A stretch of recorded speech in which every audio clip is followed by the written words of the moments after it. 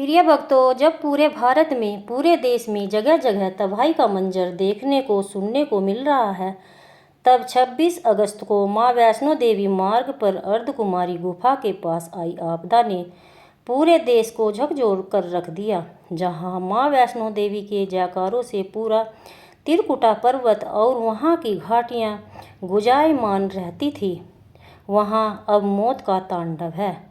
चारों ओर चित्कार है। हर किसी के मन में बस यही सवाल है, इस तबाही का जिम्मेदार आखिर कौन है? पेड़ों की अंधाधुंध कटाई, नित नई सड़कों का निर्माण जो पहाड़ों के सीने को छलनी करके बनाया जा रहा है, इस बात को पर्यावरणविद भी मानते हैं। लेकिन इसके साथ एक दावा ऐसा है जिसने इस पूरी आपदा, पूरी तबाही को मां वैष्णो देवी के कोप से जोड़ दिया है।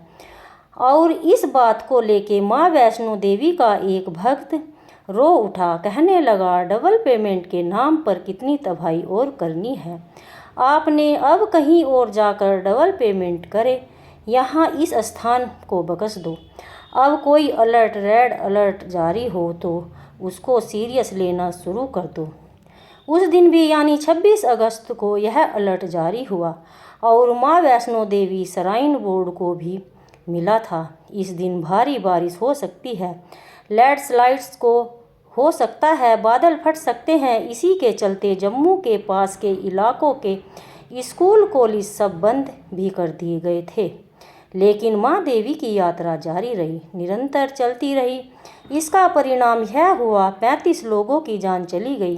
वे बेचारे जिंदा ही मलबे में दफन हो गए। एक भक्त ने रोते हुए कहा, माता वैष्णो देवी अपने श्री राम के लिए तपस्या कर रही हैं यहाँ पर, और यहाँ रात दिन मशीनों का शोर, गाड़ियाँ के हॉर्न, अनवरत यात्रा, यह सब तपस्या में विघ्न है। माता रानी के बड़ा ही पूजनीय है त्रिकुट पर्वत। भीड़ बढ़ती जा रही है, साल दर साल, महीने दर महीने लोगों में होड़ सी लगी है। हर साल आने की, हर महीने आने की मां वैष्णो देवी की तपस्या का वर्णन तो शास्त्रों में भी मिलता है। कई की बंदतिया माता वैष्णो देवी का बचपन का नाम त्रिकुटा था। उनका जन्म दक्षिण भारत में भगवान विष्णु के अंश से हुआ। जब वह बड़ी हुई तब प्रभु श्री राम को पति रूप में पाने की चाह में वे तपस्या प्रारंभ कर बैठी। उधर माता सीता खोज में निकले प्रभु श्री राम जी रामेश्वरम तट पर त्रिकुटा से मिले। जब देवी त्रिकुटा ने भगवान श्री राम को पति रूप में पाने की इच्छा जाहिर कर दी, यह सुनकर भगवान श्री राम ने एक पत्नी व्रत संकल्प बताकर उस विवाह से इनकार कर दिया। लेकिन इसके साथ ही वे यह भी वचन देते हैं कि लंका से लौटते समय वे उनके पास अवश्य आएंगे।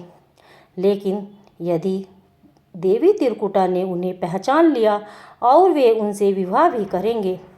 अपने वचन के मुताबिक लंका वापसी के समय प्रभु श्री राम साधु वेश में देवी त्रिकुटा से मिलने जा पहुँचे। लेकिन देव योग के देवी त्रिकुटा उन्हें पहचान नहीं पाई। यह भगवान श्री राम कलयुग में कल्कि अवतार लेकर देवी त्रिकुटा से विवाह करने का वचन दे दिया। तभी से देवी त्रिकुटा पर्वत पर तीनों महाशक्तियाँ, महाकाली, महालक्ष्मी, महासरस्वती की पिंडी स्वरूप में विराजमान हो गई और तपस्या करने लगी। तपस्या के लिए उन्होंने एक गुफा के अंदर अत्यंत गोपनीय स्थान को चुना और स्थानीय लोग बार बार हो रही इस त्रासदी के विनाश की लीला को माता की इस तपस्या में विघ्न पड़ने से जोड़ रहे हैं। प्रिय भक्तों, आपकी क्या राय है? यदि आप इस बात से सहमत हैं, वीडियो को लाइक, सब्सक्राइब अवश्य कर लें। कमेंट में जय माता दी लिखना न भूलें। राधे राधे।